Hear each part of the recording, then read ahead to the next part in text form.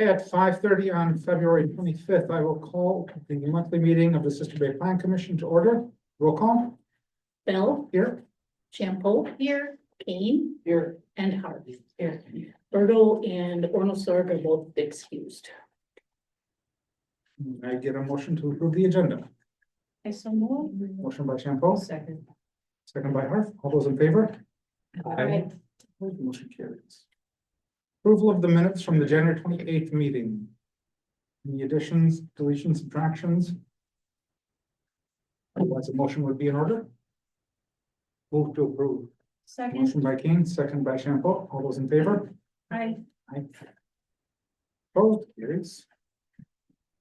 Okay, comments, correspondence, and concerns from the public. Is there anybody out in the public that would like to speak? We just get clarification, you're gonna have open comment to the public hearing. The public hearing is going to be for the public to speak. So this would be on anything that is not actually open for public hearing tonight. Steve? Just a comment about the fiber optic project. I wouldn't have been able to be at the last meeting with the representatives from Bergen were here. But I did have a couple of emails back and forth with AC Suka. And basically I told her, I said that we have freestanding electric service and all the telephone stuff is also freestanding. And basically her answer was, well, we didn't think of that, so if you want it that way, you're gonna have to pay for it. So we'll see what Five Star has to say, but I mean, they still haven't given me any dimensions for the box. They haven't told me how they're gonna mount it, because it's a little siding with foam board and there's nothing to anchor into.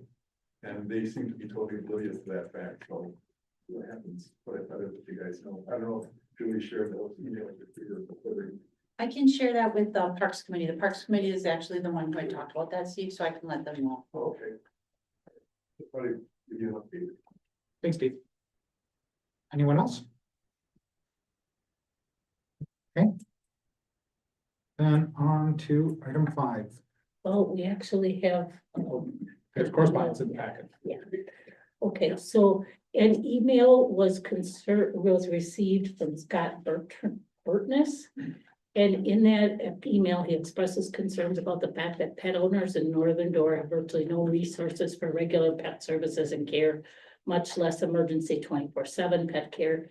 And requested that as village officials plan for growth in the future, you seriously consider ways to incentivize veterinarians to actually open up a pet clinic somewhere in or near the village. Then there were also 2 emails, or 1 email and a letter. There was an email received from Skip Heidler, as well as a copy of a letter that was received from Tom Sadler. Both of those pieces of correspondence pertain to the zoning code amendments and the floodplain ordinance. So we'll address them during the public hearings. Okay. Then we will go on to the public hearings. First one, ordinance 2025-03, recreate floodplain zoning ordinance. Okay, so this is, we do have to read the actual notice, so recreate chapter 65 floodplain zoning, which establishes the regulatory framework for the floodplain areas in the village. Adoption of the ordinance includes adoption of the Federal Emergency Management Agency FEMA updated flood insurance rate maps. Proposed ordinance can be viewed at sisterAWI.gov under news and notices. So what I did is I put the floodplain maps on the table, if anybody hasn't viewed those. And essentially what we did is we adopted a floodplain zoning ordinance last year, and the DNR came back and said, you're missing something. So we said, okay, well, we'll re-adopt it. I think we figured out what happened is in the template, you have to hit a little arrow, and I think they might have missed some of those arrows. So, we're going back and forth with them on, look, does this meet your specifications, or are you gonna make other changes? But this is basically the same ordinance that you saw last year, those of you that followed it. And then we're still waiting to see if DNR has any other changes to it. But this is the DNR template, and what it does is, if your community does not have floodplain zoning, the DNR will step in on behalf of FEMA and they'll administer it in your community and charge you. So it's easier to just have your own floodplain ordinance. And if your community has a floodplain ordinance, then property owners that are in a floodplain are actually eligible for flood insurance. So, this is kind of a procedural thing that we're going through on this one. Other than that, if there's some questions, I can try and answer them, or if you want to look at the map. We don't have very much floodplain in the village at all, but it is on those maps. if you want to see it. Okay, Skip Heidler, just real quick, he did find, he found some inconsistencies in the wording, that he is just making recommendations for clarity on. What you're seeing in the floodplain ordinance is exactly as the DNR sent it to us. We just put it, the numbering is different. Last time we tried to correct all those things, and this time we said, okay, you know what, we're gonna adopt it just the way it is with all the typos and everything. But so Skip's comments are stuff that, we're going back and forth with the DNR on as well. then at 5:36 PM, I will open the Board of Public, open the public hearing. Anybody like to speak about the floodplain? Just have a question, a little part of my 10 acres in the floodplain, I think. And on the deed to my property, I don't remember if that's designated on there or not. Has anything changed in 35 years that I need to be aware of? Well, the floodplain boundaries have changed a little bit. You know, you'd have to find your specific property on there. The rules are basically the same as they were 35 years ago, though, when it comes to floodplains. You can build in a floodplain, but the lowest elevation, which is your basement or your crawl space, has to be a certain height. The first floor where you stand has to be a certain height. And then the fill has to go 15 feet around the building at a certain height. So basically, that's still the same as it was 35 years ago. I need to change, if there's anything changes, I need to change that on the deed to the property. No, you wouldn't have to change anything on the deed to your property. Steve? Got some text comments and chapter 65 is the floodplain one we're talking about now, right? Correct. On 65.0601, general non-conforming use regulation. There's a series of paragraphs there, B, C, D, E, and H. And the way it's written, it doesn't distinguish between a non-conforming structure and a non-conforming structure with a non-conforming use. And there's probably a carryover from when the 50% rule applied to both of those. And it just got left in there, but it seems that the way it ought to be reading is 50% rule does not apply if the non-conforming structure use is changed to, the non-conforming use is changed to a conforming use. The non-conforming structure may be larger if necessary to comply with state and federal regulations. That part seems to be missing. I don't know if that was an oversight or but the way it's reading, it doesn't distinguish between the non-conforming structure and one with a non-conforming use, and that's where the part of 50%. I can ask the DNR about that. Okay. Okay, anyone else like to speak on the floodplain? Okay, at 5:38 PM, I will close the public hearing. Motion to approve the village board. Yes. Make the motion that we can. Motion by King, second by Shampo. Very good. All those in favor? Aye.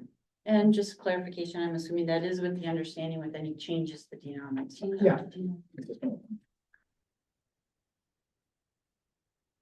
Okay.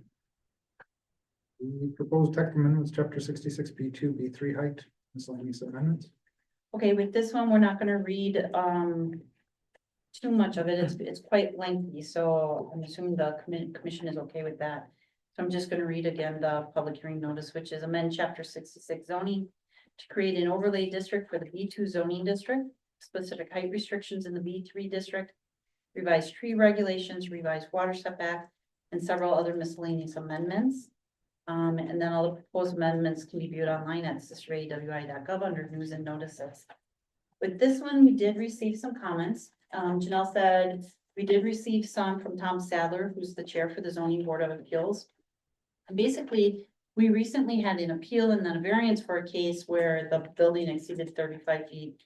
And it the way the code was written, as we discussed in previous meetings before we got to where we are tonight, is it needed clarification. It needed to be cleaned up to avoid this confusion. So, he is writing to say, you know, that was an issue in this case, but we have addressed that. We did clean up the definition of height, as you saw in the packet. And I believe that was his main concern. And he talks about averaging, setback averaging around height. Just for clarification, we used to do that and we removed that a number of years ago. And then he does mention, he's just pointing out, some districts do have buildings that exceed 35 feet in height, such as the Dora Hotel.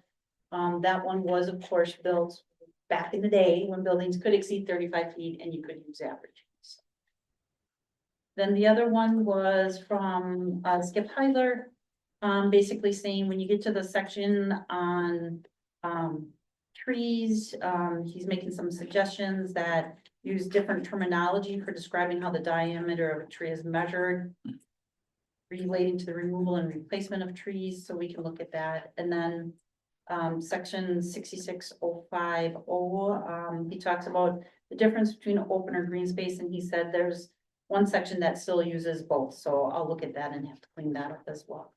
So other than that, we had no other comments regarding the amendments before you. Okay, at 5:42 PM, I will open the public hearing. We got some text comments and some just general comments for chapter 66. One I think Julie might have already given. First one is section 66.0343 B2 Historic Overlay District. There's a section, paragraph 3 on landscaping. It says for every development, one hardwood tree at least 6 inches of caliber shall be planted. I've worked for forestry crews for 25 years and I've never heard anybody describe a tree as a caliper. That's a measuring device. That's not a diameter for a tree. For a forestry crew, they normally use, it will be 6-inch DBH, which stands for diameter at breast height, which is described universally as 4.5 feet. So a forestry crew would describe it that way, not as caliper. And they also talk about planting 6-inch trees in that area. And quite personally, I'm a little doubtful if that's realistic, because if you have shallow soils and bedrock below it, a 6-inch tree has a fairly sizable root ball, because I've seen some of those transplanted. I mean, you could probably fill half this room with some of those root balls. Do you have enough soil to do that? I don't know. And I was going to suggest you could put in if practical, rather than commit yourself to doing that and then find out it can't be done. Another kind of on 66.1530, the zoning permit required. It says compliance with building codes varying utilities. If acceptance of a permit requires meeting the conditions of this section, then why is another permit required from the zoning administrator to vary the utilities? Because at the beginning of that section, it says you accept that, and that's one of the conditions. And one of the things that I see going on is the more permits and the more requirements you stick, that's just going to raise the cost of housing. And a utility like Wisconsin Public Service is not going to go and vary that stuff for free. They have to trench through rock. It used to be something like $125 a foot. So if you want to go and have that as a requirement, just realize that that's going to increase costs substantially. Not sure what the rationale is. I have heard that some people say, well, that goes and makes it more, how you say, reliable. But most lines don't come down in the yard. They usually come down out in the street. And basically everything from the power plant to first substation is overhead. There's no underground in that section. That's where it becomes vulnerable. I was also just going to make a general comment too, that chapter 65, I think Julie may already know that, uses open use space. Chapter 66 uses green space. Very interesting.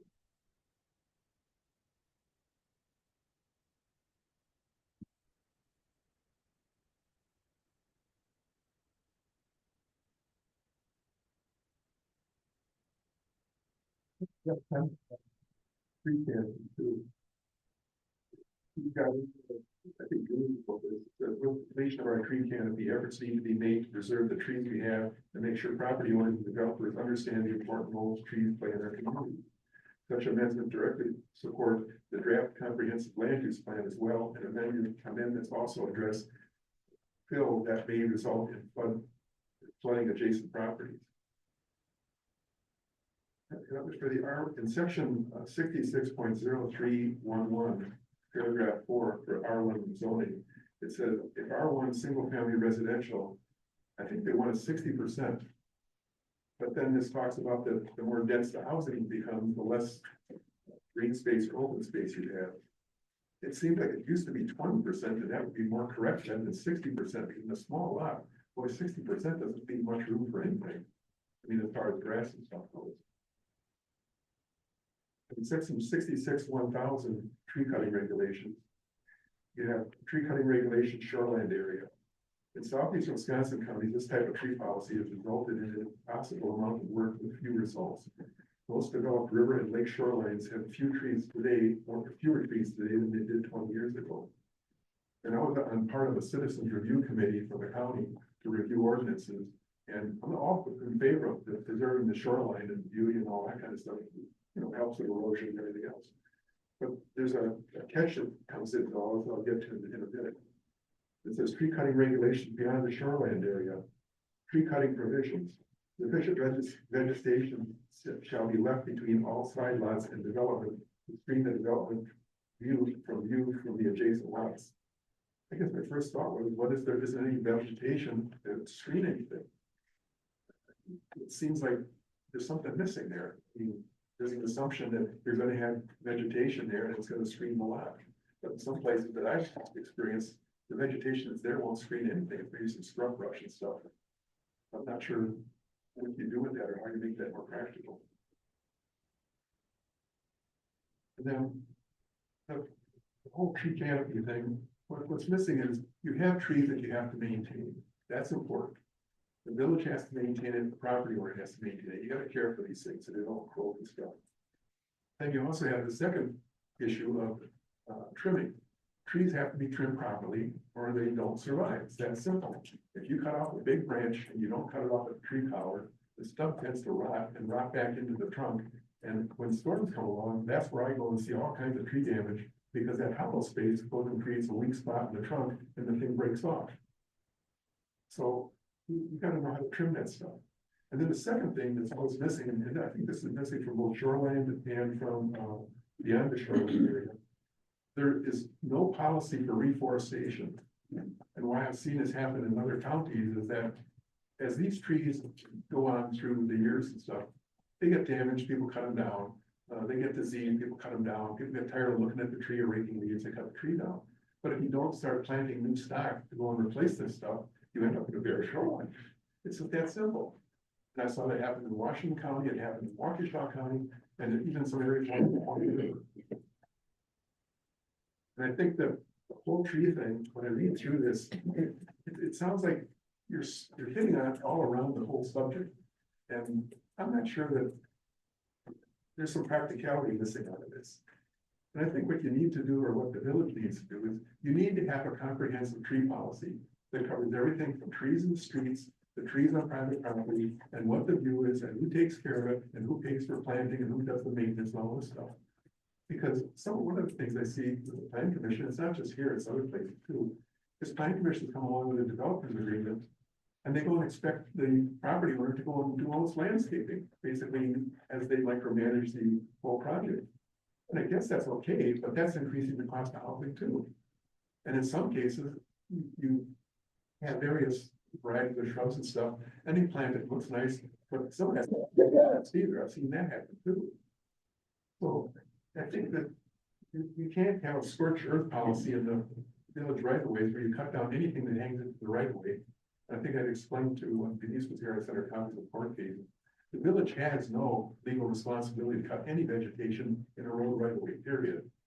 The Supreme Court decided that back in 1988. They reaffirmed it back in the early 2000s. And part of the reason for that is you start getting into the issue of visibility. And if you start bringing that into auto accidents, pretty soon visibility becomes an issue in every single accident, or at least half of them. And then the municipality would throw all this liability for not trimming the grass high enough or short enough, or a branch is blocking something. So they just said, no, we're not gonna do that. So there's no liability there. So when you go and say you can't have a branch even hanging into the right of way, but then you go and say you have to have trees planted in the middle street, there seems to be a huge discrepancy there. It's just, it doesn't make any sense. And I would grant it that maybe trees would have looked good in Mill Street, because a lot of communities in southeastern Wisconsin, the boulevards just look beautiful. They've got trees planted down the boulevard, they've got them planted on both sides, and they don't trim them just because it's in the right of way. The trees actually overhang the parking lane. If you talk to the village people that take care of it, they'll go and tell you, well, it's a parking lane. If a semi wants to park there, he's gonna have to find someplace else. We're not, clearing, like 15-foot semi, you don't pull into the parking lane. So they basically cut it to cars. And so you have that, that beauty or whatever, that green space, and it looks really nice. But some of these other communities have a policy. And for example, the city of Wauwatosa, I forget what the population is, 80,000 or something. They go and send a postcard to every single property owner before they trim a tree or touch anything related to the road right away in front of their property. When I went and talked to our public works director, he went and said, oh, he says, I don't have time for that. There's only 700 people living here. What do you mean you don't have time for it? There's something missing out of all this. And I think that if somebody you got together and you said, what kind of policy do we want? What kind of streetscapes do we want? How do we want to approach this whole issue of trees? That may go a long ways towards resolving some of the, let's say, less practical aspects of the whole thing. And at the one, at the Parks Committee, where they first agreed that that they had no policy for doing anything, and they were gonna have Julie, I think, create a policy, and then they decided they didn't want to, or something like that. I think that's the way it worked. Can't remember for sure, but they decided they weren't gonna do it. So it's like, oh, well. We'll get on to the next issue. Well, I was gonna mention too that if you want to have a successful tree planting program or successful treescapes, whether it's on the water or on the street, one thing I see is that both the village residents and the employees have to be on board with the same policy. And I think right now that's not there. I think that's another reason for if you have a policy, everybody read it, everybody agreed to it, that some of this would make more sense and have more practical or more fundamental results. Section 66.0304 setback requirements from the water. For lots set above on navigable waters, there shall be setbacks from the ordinary high water mark of such waters. And I think you guys have 50 feet, and there's some consideration about planting into the root area of the tree, and then the tree dies. In southeast Wisconsin, one thing that's come about is that 75 feet is the minimum setback for a structure from the water. And then they use setback averaging for areas where there's already buildings that are a lot closer than that. So if you have one building that's, let's say, 50 feet off the water, and the other one is 75 feet off the water, the average of those two would be where you could build to. And in no case can you go closer. I think it's 30 or 35 feet to the water. That's the absolute cutoff. And for meetings I've been to in southeast Wisconsin with DNR officials, the one guy said that you can't go and change any of these requirements for setbacks from the water without DNR approval.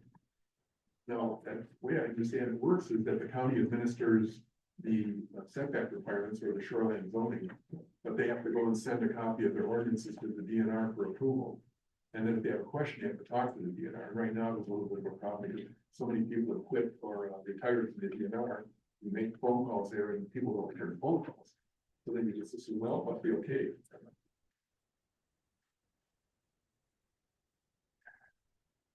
Then section 66.1530 zoning permit requirements. Paragraph 18 grading plan review. Under no circumstances shall water be displaced onto adjacent properties or roadways that do not have a storm sewer ditch capable of transporting the increase in water. What I was going to suggest was you might want to put in there a sewer ditch or natural waterway capable of transporting the increase in water. Because a sewer and a ditch are man-made. A natural waterway has existed for like a couple thousand years at least, probably. And in a lot of cases, when you have land that's a larger parcel being developed, that water already has a path to get to the lake, the bay, whatever. So if that waterway already exists, then the catch I see is.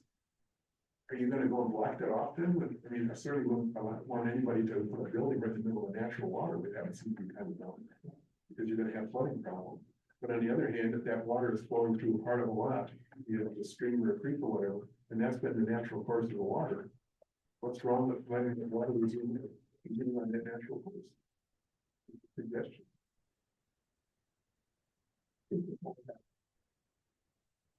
Thank you, Steve. Chris? I'd like to speak briefly to the maximum height restriction that's being considered in the zoning code change. I would ask you to consider going back to or working in some type of averaging. I believe a hard line of 35 feet is going to be too restrictive. If we look at the history of the village, there's many structures that on the average are over 35 feet, my home included. The way, you know, I just have a simple 2-story house with a walkout basement. And as building construction has changed, we've gone from traditional joist to like floor trusses. So instead of a 10-inch or 12-inch, we're at a 24-inch floor spacing. So each floor is now 10 feet. When I sat on the plan commission and the village board, we really promoted steeper pitch roofs because we liked the way it looked. It allowed for a more diverse look and some change in the roof. I believe if you keep it at 35 feet, you're not going to get rid of 3-story buildings, which you're going to wind up with these low pitched roofs that are not as attractive. I am not saying you should throw the baby out with the bathwater. I'm not saying we want another door hotel. But maybe we say it's 35 feet or average not to exceed 40 or something. I just think that 35 feet is going to really, if you do the math on it, it's going to really create some issues with just traditional housing. You know, 2-story home with a walkout basement and any kind of a pitched roof is going to be over 35 feet. I would just ask for your consideration or thoughts on that. Thank you. Thanks, Chris. I just have a question. When I was on the planning commission, there were any structures on the bluff where there are now are. And my understanding at that time was that the ordinance prohibited people who built there from cutting all the trees down on the bluff so that they could see the water. And all you then have is a view of those big buildings up there. I don't know if that has changed or not. But if it hasn't, then where is our enforcement policy? And why were they allowed to cut down all the trees and not plant anything to replace them? Let me get done with you, then we'll circle back and to try and answer that for you, Don. I just want to get the public input, public hearing closed first.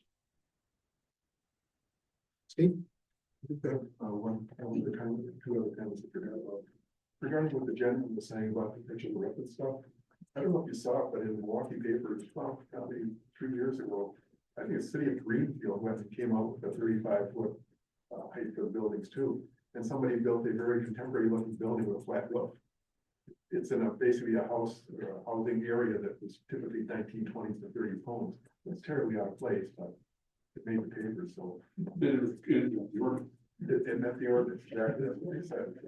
Building said we couldn't do anything for that.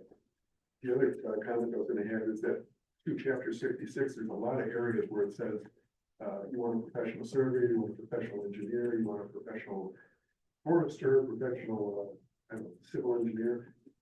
The only thing I was gonna point out is that some of the whole purpose of engineering is supposed to be that you go in to tackle a project or a problem, and you create a standard solution or a parameters that meet that solution. Some engineers want to spend the first 5 years of their career designing a car and the last 35 years driving it. I think some of that might be going on here because for some of the stormwater stuff, when you look at that, there ought to be a way to just have a simple table. I mean, the pervious soil rate of Florida County has to be pretty much the same. You've got rock below and soil on top. It's going to be pretty same. That probably gets another whole area outside this hearing. But I thought I would mention that if you want to keep housing costs low, you got to get some of these costs down. You can spend $20,000 on somebody trying to build a house just with professional services. That's not going to keep anything down. or any cost. So, up there for whatever it's worth. Talk about it at some other time, it might be more appropriate. Yeah, probably not the here, but I hear you, Steve. Is there anyone else, please? Yes, sir. All right, Walter Nora here. I'm sorry, could I please have your name again? Sure, Walter Nora. Okay, thank you. Neighbors with Mr. Kim. Just a question on the ordinance for parking. Wondering, is that parking section, is that relative to commercial properties or? Let me find the parking one in here That's real quick. section 4. That's right. Click on the third page.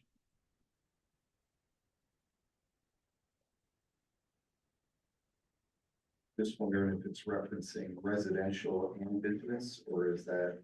It is what it's saying, you're talking, so Walter's talking about the historic overlay, Yes. or what we call the historic overlay, where he can leave it the way it is, but if he wants to do like rebuild it, or do major renovations, additions, etc., then he would have to comply with these height or these parking rules that are in here.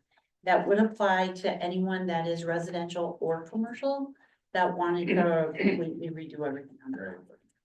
Okay. And in my circumstance here, I'm not looking to redo everything, but it's the exception I was given last year on the parking, right? So I've got 2 spots in the garage, and then the parking spot I have in front of the garage, that's in the right of way.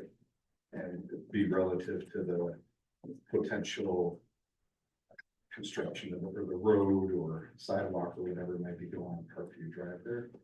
But again, I'm just trying to understand what the implications to that project would be and potential, need for a waiver or variance again, for the SDR guidelines of having the 2 spots.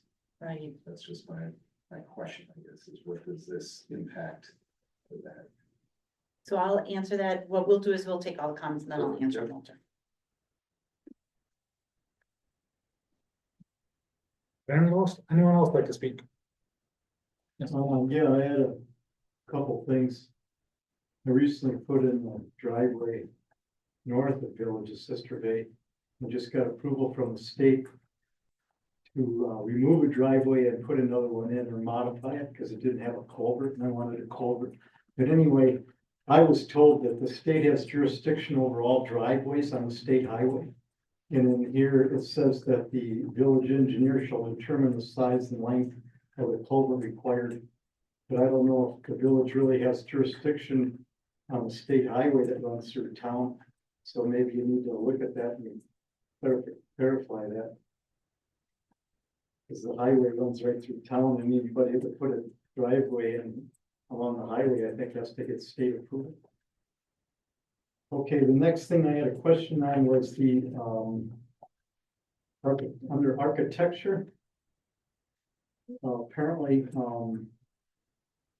any property within the zoning classification cannot be refaced, repainted, recited, new roof pitch altered, new windows or doors are renovated prior to a successful architectural review. And then it goes on to say in the next paragraph under landscaping that anything that goes under architectural review also has to provide a landscape plan. Am I reading that right? So if I want to replace the front door of my house, I also have to submit a landscape plan, which to me is totally unrelated. We'll respond back here after. So yeah, I don't know. I think it's gonna increase the cost, then you gotta hire a professional landscaper, and some of these people might just defer maintenance on some of the buildings because of the costs involved. I guess those are my 2 questions I had regarding this.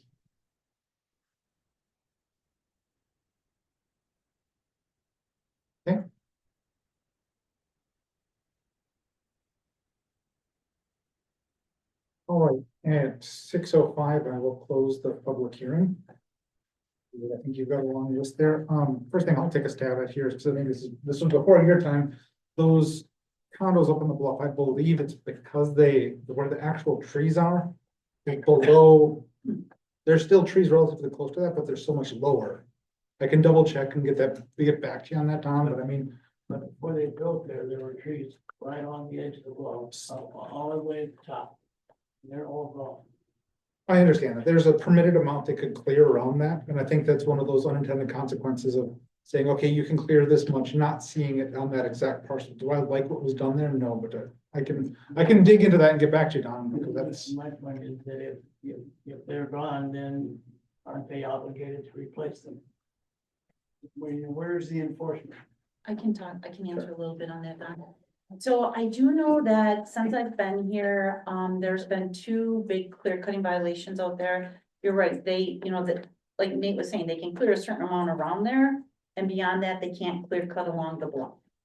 I am aware of 2 violations that occurred out there, that they were ordered to replant the trees. They weren't right at the top, but they would still extend, once grown, would extend above there. They'd have to, and they had to replant them. This, with the amendment that you see in here, helps us have that enforcement provision, because what we found is you can have them replant it, but the code was pretty weak on what they're gonna put back there. How dense, what size tree. So these amendments regarding the tree cutting really are addressing, a lot of them are addressing what do you do when you find a violation? Because the code was missing that. So hopefully that helps us get the trees planted back, how they should be.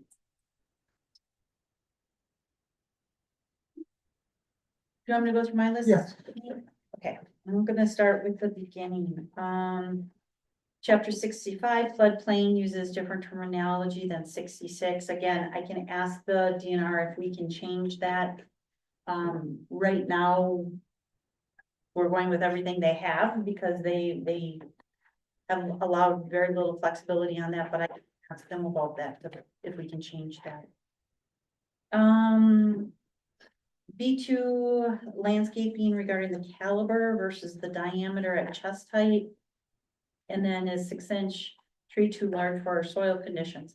So the committee did talk about that. There's another section in the code that talks about caliber. We had discussed in our early versions of this, because we've been talking about it for a year. I mean, almost a year. We had a moratorium, and then as time allowed, we work on these. And we had talked about chest height, measuring trees at chest height and stuff, and what ended up being was to put it in there that it would be the caliper that we would measure. So, What's the caliber? yeah, and then well, I'm sorry. So, and then I think we even might have put that definition in here, and I'd have to check at it, but basically making sure that that tree is 6 inches.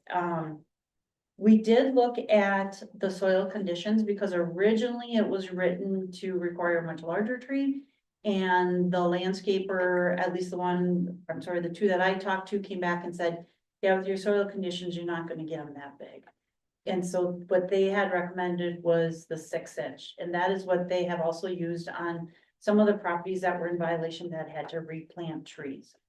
But I can take a look at that, make sure we have the definition in there, make sure it's worded correctly. Zoning permit required to bury the utilities. I'll have to take a look at that, because we don't require a zoning permit to bury utilities, but we do, that's not part of these amendments, of course. But we have, I don't know when the plan commission put that in place. As long as I know them for years, I think we've had it that utilities had to be buried. I think that came about when the project was going on downtown, when they redid the highway to bury the. Is that when I think that was when the intent was. About 2008 then, or around Somewhere that in there. time. That it became, but yeah, so if you're, for example, if you're gonna put in a new store or something, we're gonna require those utilities to be buried. If you're putting in a new subdivision, all those homes, they're gonna have to have buried utilities. And we do put that as a condition on permits when it's applicable, so. The open space, and the example was given in R1. what we did find is that the ordinance was backwards, it was an error, so. Back in the day, you wanted to have more green space on a residential lot than perhaps a commercial lot. And the code was written correctly, and what we found was it was reversed the way it's written now. So that part is kind of a cleanup to say, no, definitely a business would be allowed to have more lot coverage than a home. And a home would have to have more open space or green space than like a store, for example. So that was something we looked pretty heavy at. We also actually had the county run, the county also ran records, or I'm sorry, they did a query. And they gave us a spreadsheet of, they looked at every single property in the village of Sister Bay, what it was zoned and what their lot coverage was to make sure we weren't hurting people. And we were able to tell from there, well, when you have a home, about what is their lot coverage? You know, when you have a business, what is that lot coverage? So we felt that the proposed change not only corrected an error, but was in line with what was happening in the community. So, and we had that, I think, we were working on that amendment maybe for about 2 years. So that was about 2 years ago, we actually had that query run. Do you need me to stop or? Yeah, there's One people second. that would like to speak. So there's Okay. hands on the room up there. Should I open- Hi, sorry, Hold on, let me open. I the- actually, Give me I one was moment. actually, Hold on. I will open the public hearing back up at 6:11 PM. Go ahead and speak. Okay,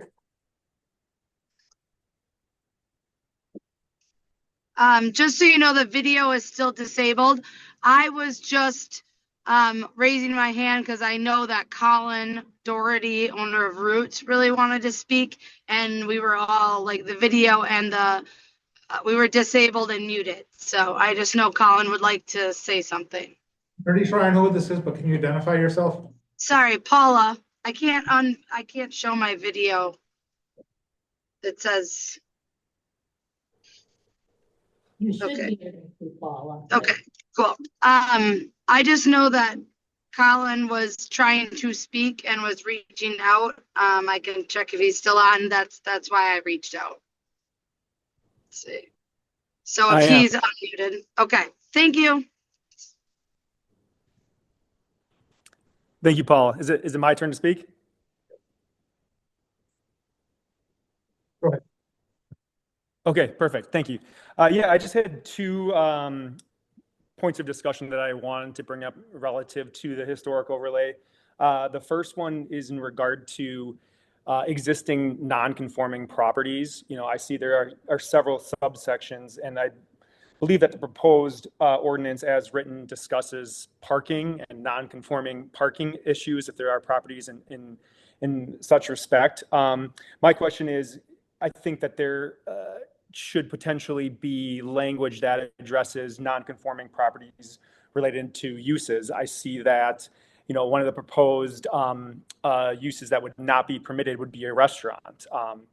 You know, I, for one, obviously am operating as a restaurant. My property in going back into the 70s has been a restaurant. So there has also been periods of time during that where the restaurant use of that property subsided and then was brought back. So my question is going to be you know, moving forward, if I were to ever sell or if I were to ever stop the operation of my restaurant, but wanted to bring it back, wanted to pay homage to some of the history that has been in my building, what's going to happen? You know, again, my building is the oldest, most historic business in Sister Bay. And by putting that language in there, I'm concerned about what's going to happen to the future of people, future business owners of my property, as well as myself, if, for instance, the restaurant use would pause for a period of time. Additionally, there's discussions about the accessory structures. If you all remember, a couple years ago, I came before Planning Commission and you gave me the right to add an accessory structure, which is now essentially a home office for Roots, which again would be something that is not allowed as an accessory structure. Additionally, signage. My current signage would not be permitted under what is the proposed ordinance. So in some, I guess I just would like to see some sort of language addressing, grandfathering or the existing non-conforming properties for the proposed ordinance as written. So that's something I would like to see addressed. And then just my only other second issue about it would be, and I know this was touched on, I think by Kim, relative towards, an architectural review. My specific issue is in regards to a fee being imposed on those properties that are short-term rentals or businesses. Treating those properties differently than a residence to me is a little confusing. In terms of administrative law, it's kind of arbitrary why you're treating a business or a short-term rental different than a residence. If the whole purpose of this historic overlay is to preserve and have an oversight on historic properties and the appearance, why aren't we all treated the same? So I guess those are just my two issues that I see with kind of the proposed language that's been put out there. So just things to consider, and I appreciate you guys' time. Thank you, Colin. Okay, I should make sure we don't have everybody else online. I don't see anyone.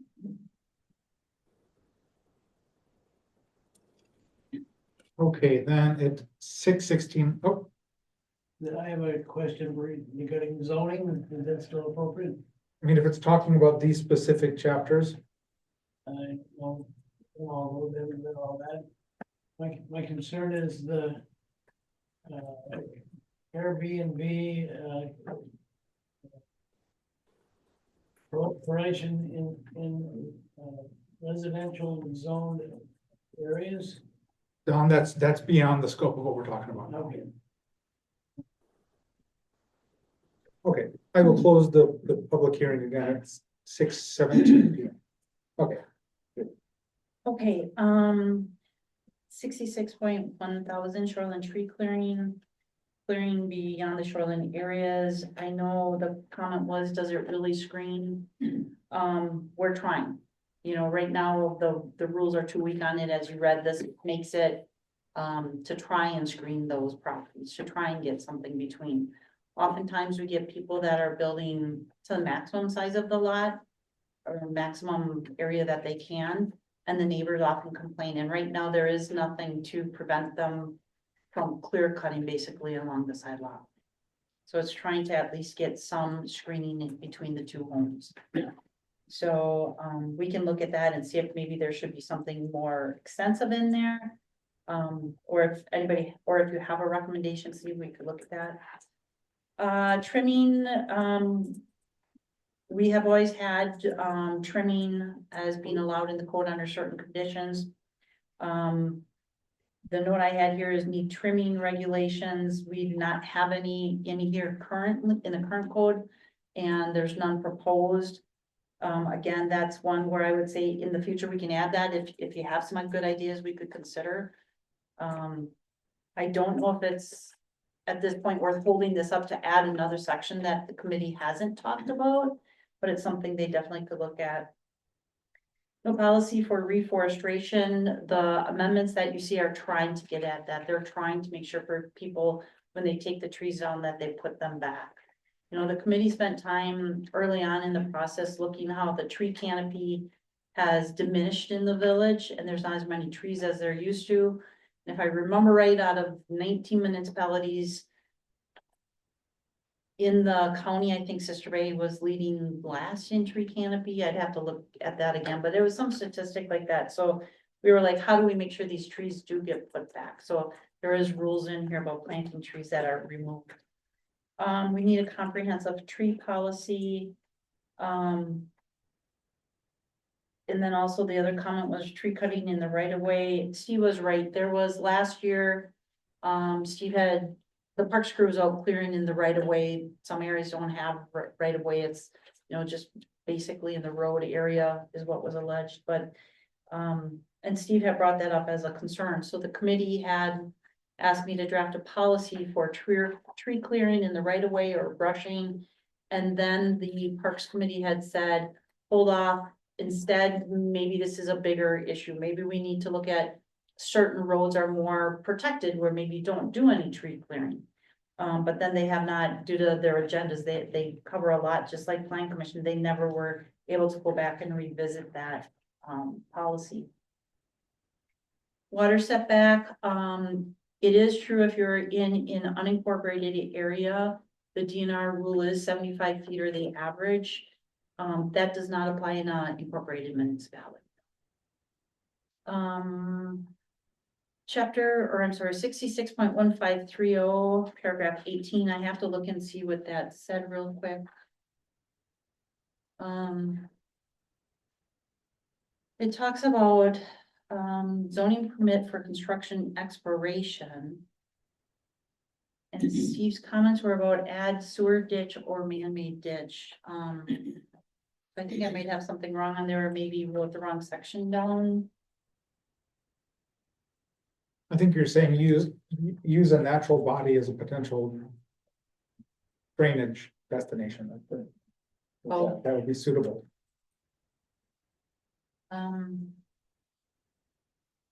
That was 661530, 5530, right? 530, yes. Yeah. So I'm in there right now. 661530, and I went to 18. Oh, because it gets renumbered. You're looking at originally 18, maybe? Okay.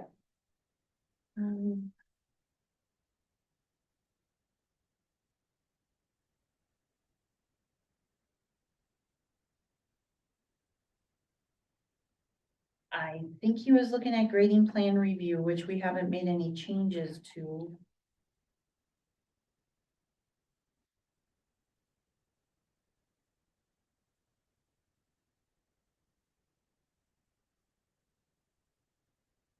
Uh, 18 in here talks about zoning permit for construction exploration.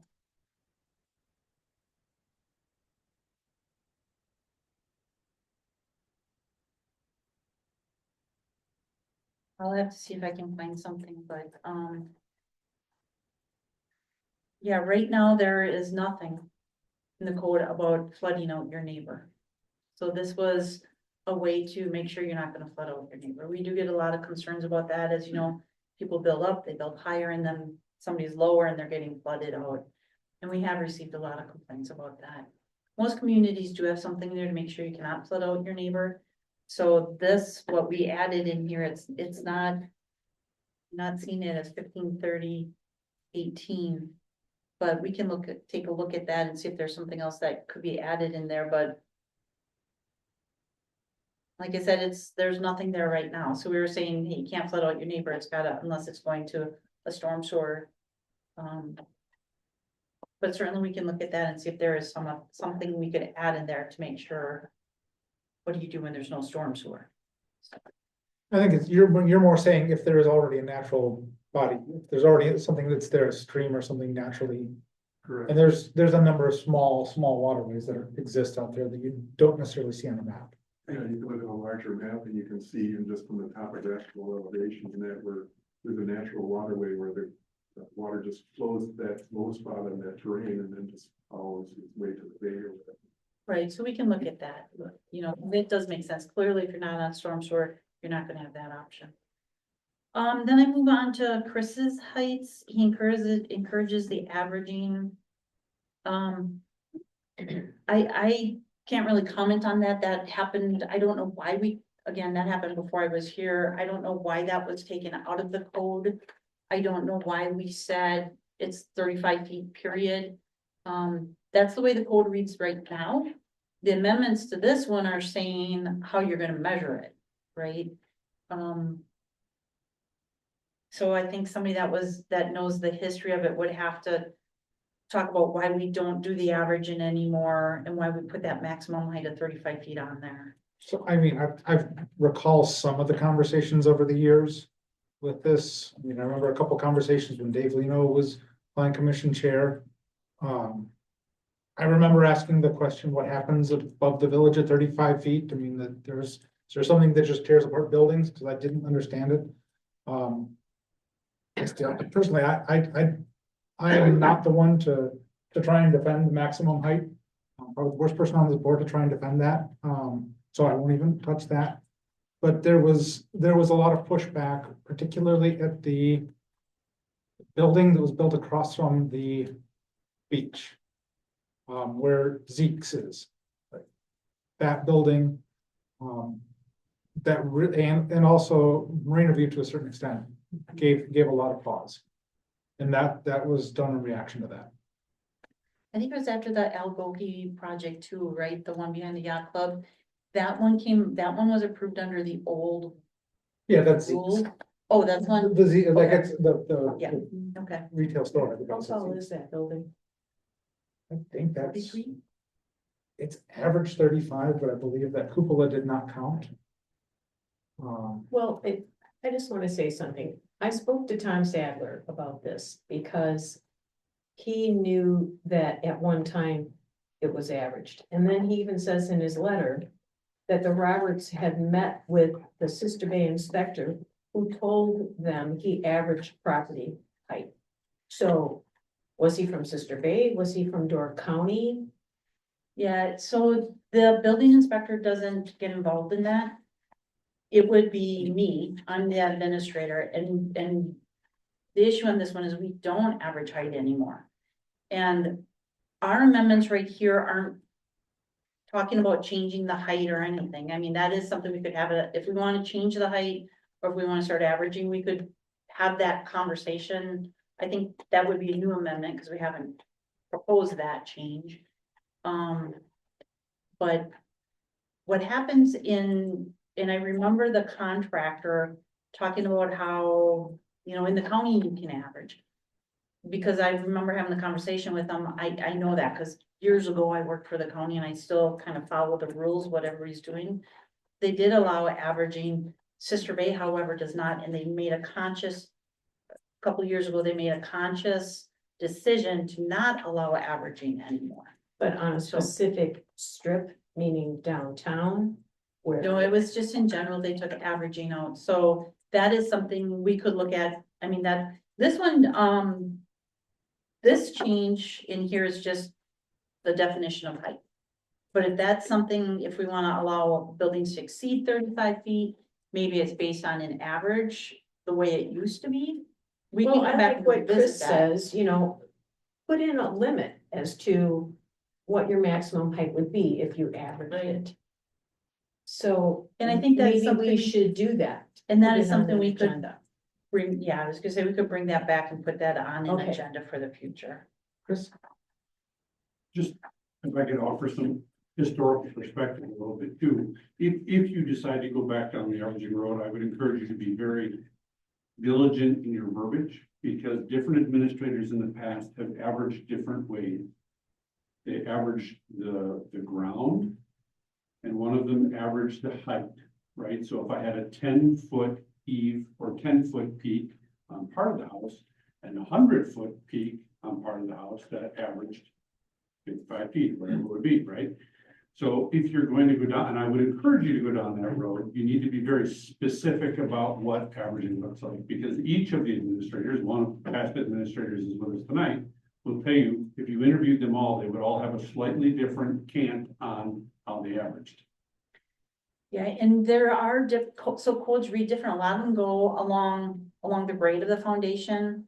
A lot of them will say 5 feet out from the foundation, you measure from the grade. Some of them will just say building height from, so he's right. We have to look at if that's something we want to do, what do we want to allow? And then how would that read? So we can put that on a future agenda for discussion if that's something we want to change.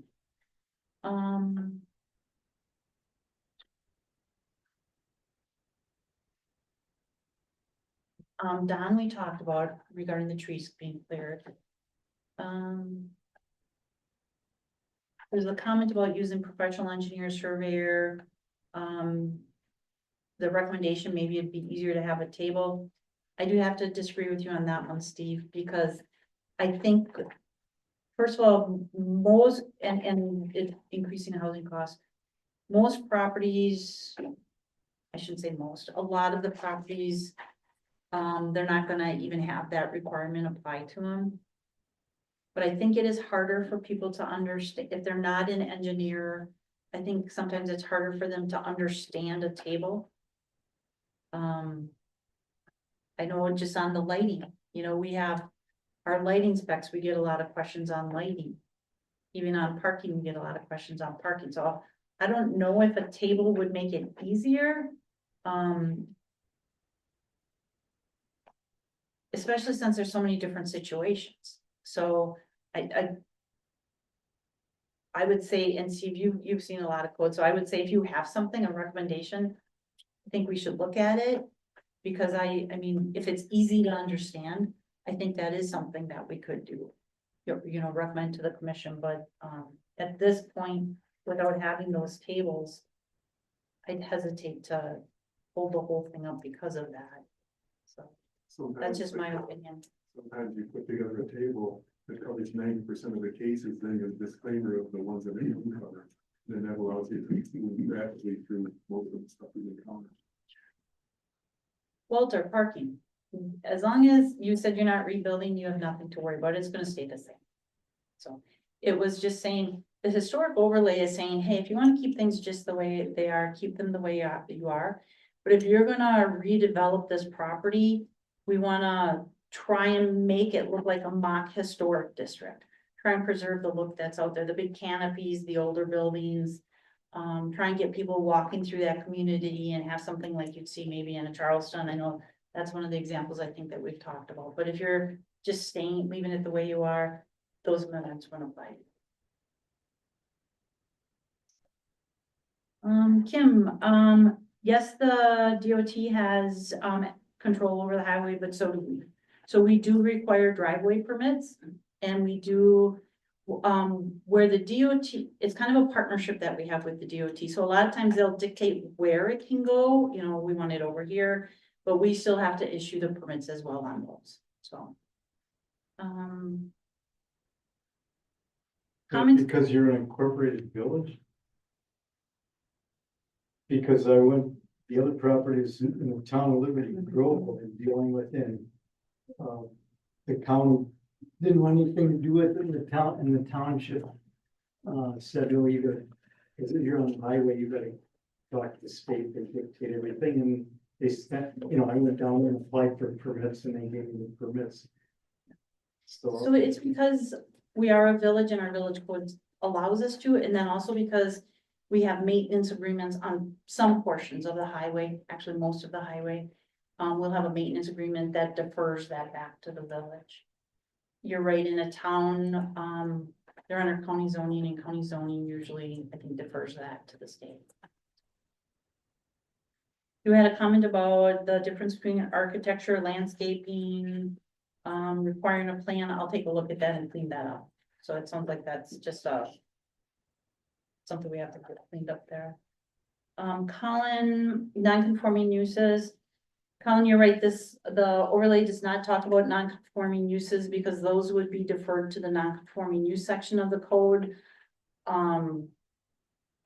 You know, it is something we could put in here or make it very clear that you have to go to the non-conforming use section. But the non-conforming use section is what would apply to a non-conforming use wanting to be reestablished. Accessory structures, you are correct. We made a conscious decision that if it's gonna look historic, it shouldn't have a bunch of little sheds. It should have like one accessory building to look similar to the main building on the property. Your signs become non-conforming. I have not looked at your signs. They very may well be. We do have non-conforming sign regulations, which allow, you know, painting, things of that nature, but if it was completely reconstruction, it would have to comply with, either leave it the way it is or comply with that historic district signage. The fees differ for homes versus businesses. So that's one the commission did talk about for a while, and the final decision was they didn't feel it was right to charge a property owner who just was doing general maintenance on their property. They didn't feel that they should have to be charged for that, whereas if you have a business, they're adding, they're reconstructing, etc., and they felt there was more time involved in that. And that was one where they felt they should pay the fee. Normally, anyone in the village, if they're going through site plan review, has the fee, so it's not like the businesses are treated different, it's really what you said, the homes are treated different, they're saying homes would be required to have somebody check to make sure they're not painting it pink or orange. And it's not really fair to charge the homeowner, so let's just do that as a courtesy to get them to work with us and not have outlandish colors, for example. I don't know if committee members have more to say on that or not, but that was my understanding of why there was the exemption for the homes on the architectural review fee. That's what the committee discussed. Yeah, that's. So he'd be okay in the non-conforming, under non-conforming to keep the restaurant, and then he sold it, it still could be a restaurant in that district. Yeah, I mean, the restaurant could stay the way it is forever and ever. He could sell it that way. The non-conforming use rules off the top of my head says if it ceases to be that use for 12 months, then it has to conform to the code. Should that be put in this overlay district That's, to make it clear? that's what I think Colin was, I think he was alluding to, I think so. and I do think that's a good idea. Yeah.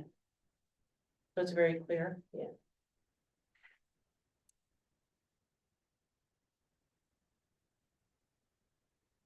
And that was the only notes I had down on all of that.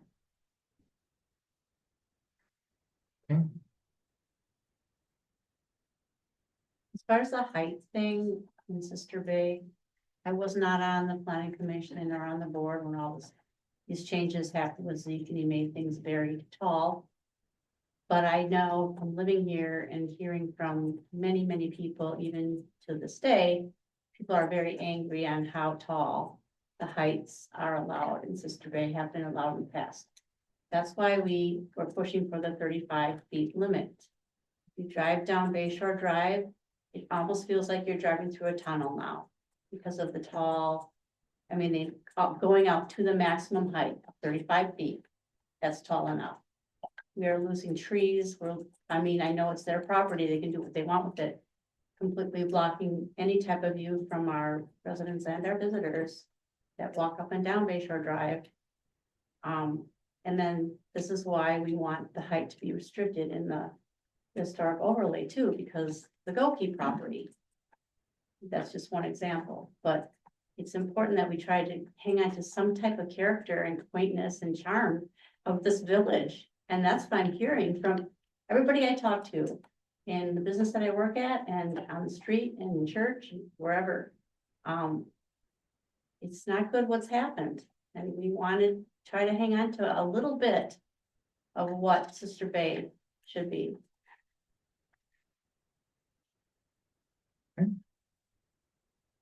Anybody else from the commission like to speak? Is it too late for a comment from me? I'll let you down. It's a minor thing, it's always bothered me. What's to keep somebody from putting in a building? Pouring concrete 3 feet above where the ground is now. And piling dirt up against the building, and then they meet the height because they gained 3 feet when they filled it in.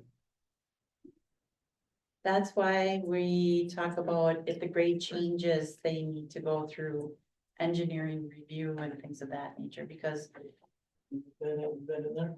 yeah, it is now, yeah. And, you know, I remember when I worked for the county, you know, it was, structure was anything over 6 inches. So if you wanted a patio and they didn't have, you know, the lots were bigger, they didn't worry as much about grading. But I can remember people doing just that. They do block foundations, they pour slab on top, they put, you know, you'd have this mound of dirt going up to it. It looked kind of, it looked, in my opinion, it looked a little silly, would flood people out, but that's how they were getting around the rules, of course. Our code says, you know, when you have that grade change, we need to look at that, so.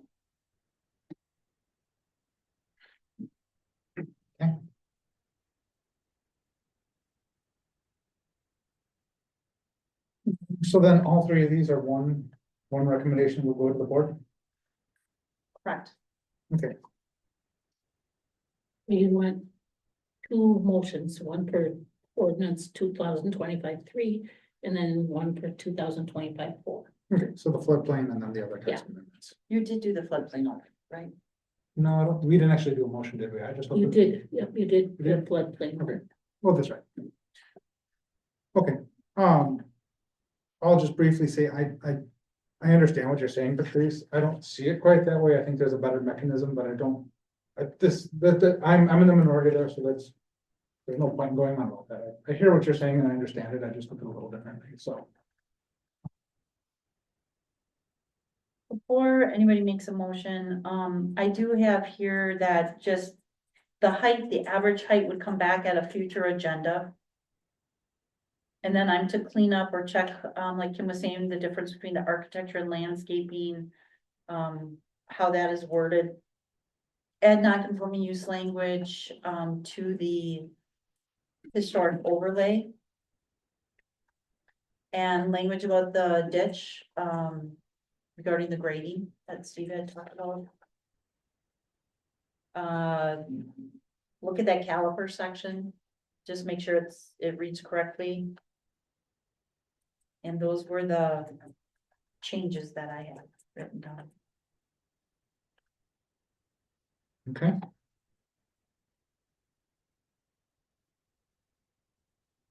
Everybody want to make a motion?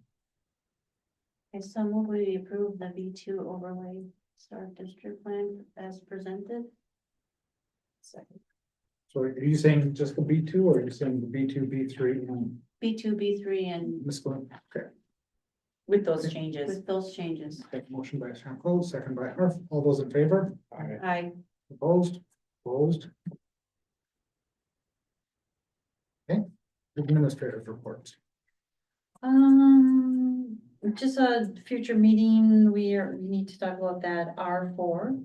And then the dark sky lighting, I haven't had time to put those together for you yet, but they'll come. Zoning Board of Appeals, just an update on that case, they did grant the variance, for them to be 37 feet 11. And then update on the code compliance officer, they start work on March 17th. And they will be assigned a village phone and general email address for complaints, so people have just a regular Sister Bay code or something number that they. So what type of complaints? Everything across the board? Anything regarding enforcement or compliance would go to her. Okay. Oh, I have one. We've got our public hearing for the 20-year comprehensive plan on March 11th, and then the March meeting got flipped around because the board the board had planned to get that to work out. We have a plan coming up on the 25th. So. What is it? That doesn't seem right. Is it really the 18th? The 18th, okay. That's what I was gonna say. It usually would be the 25th. Yeah. But it is actually gonna be the 18th now. The 18th. Yep. Which would typically be the village board. And then your comprehensive plan public hearing is March 11th. Mhm. Okay. One motion to adjourn would be in order. I so move. We made a Motion by motion Sample. to adjourn the Second. meeting. Second by King. Those in favor? Aye. Adjourn. That's it. What do you see?